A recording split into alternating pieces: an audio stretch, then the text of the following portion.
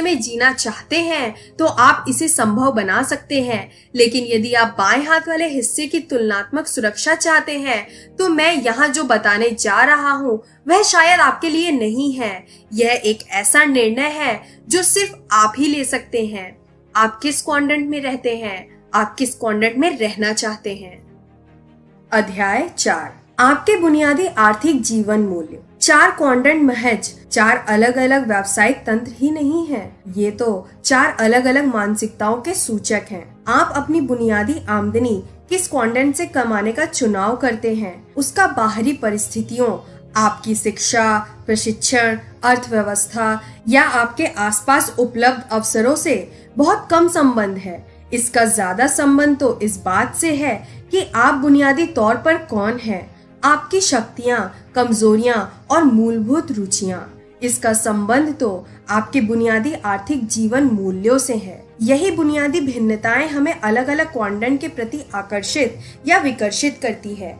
इसे समझना महत्वपूर्ण है क्योंकि इसका मतलब है कि ई या एस क्वाड्रेंट को छोड़कर बी क्वाड्रेंट में पहुंचना उतना सरल नहीं है जितना कि पोस्ट ऑफिस जाकर अपना पता बदलने का फॉर्म भरना। आप न सिर्फ वह बदलते हैं जो आप करते हैं, बल्कि बहुत ही सच्चे मायने में आप खुद को भी बदलते हैं, या कम से कम अपने सोचने के तरीके को तो बदल ही लेते हैं। हो सकता है कुछ लोगों को कर्मचारी बने रहना अच्छा लगता हो, लेकिन बाकी लोग इससे नफरत करते हैं। कुछ लोग कंपनियों के मालिक तो बनना चाहते हैं, लेकिन उन्हें चलाना नहीं चाहते।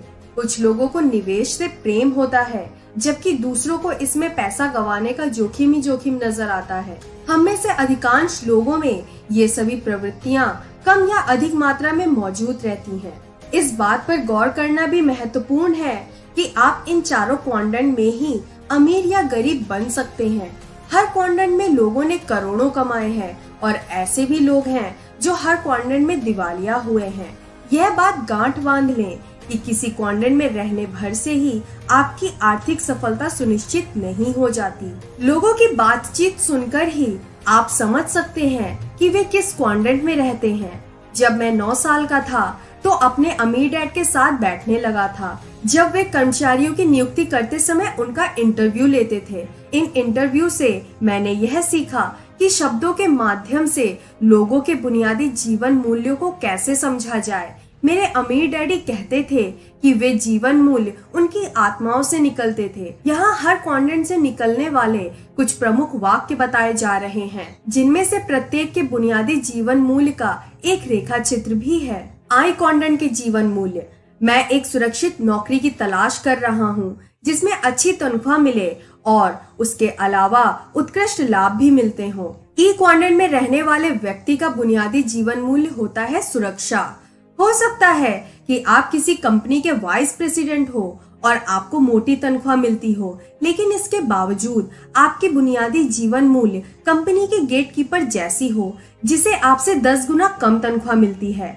ई क्वाड्रेंट वाला व्यक्ति, चाहे वह गेटकीपर हो या प्रेसिडेंट, अक्सर ऐसे शब्द सोचता या कहता है, मैं फायदे वाली किसी सुरक्षा नौकरी की तलाश कर रहा हूँ, या ओवर टाइम के लिए हमें कितना मिलेगा, या हमें कितनी सवैतनिक छुट्टियां मिलेंगी। जब मैं ई क्वाड्रेंट वाले किसी व्यक्ति से बात करते वक्त कहता हूँ कि मुझे व्यवसाय शुरू करना बहुत अच्छा लगता है, तो वह अक्सर ऐसी टिप्पणियां करता है, वह तो ठीक है, लेकिन क्या इसमें जोखिम नहीं है? हम सभी जीवन को अपने बुनियादी जीवन मूल्यों के चश्मे से देखते हैं। मुझे जो चीज रोमांचक लगती है, हो सकता है कि वह किसी दूसरे को डरावनी लगे। इसलिए ई और एस क्वाड्रेंट के लोगों के साथ रहते वक्त मैं आमतौर पर मौसम, खेल या टेलीविजन कार्यक्रमों के बारे में ही बातचीत करता हूँ। एस क्वाड्रेंट के जीवन मूल्य। अगर आप कोई काम सही चाहते हैं तो उसे खुद करें। एस क्वाड्रेंट के लोगों का बुनियादी जीवन मूल्य होता है स्वतंत्रता। वे अपना मनपसंद काम करने की स्वतंत्रता चाहते हैं। जब कोई व्यक्ति कहता है, मैं नौकरी छोड़कर अपना खुद का काम धंधा शुरू करने जा रहा हूँ, तो समझ लीजिए वह ई क्वाड्रेंट से एस क्वाड्रेंट की ओर कदम बढ़ा रहा है। एस क्वाड्रेंट में छोटे व्यापारी, किराना दुकानों के मालिक, विशेषज्ञ और परामर्शदाता आते हैं। मिसाल के तौर पर मेरा एक मित्र अमीरों के घरों में बड़े स्क्रीन वाले टेलीविजन, फोन सिस्टम और सिक्योरिटी सिस्टम लगाता है। अपनी मदद के लिए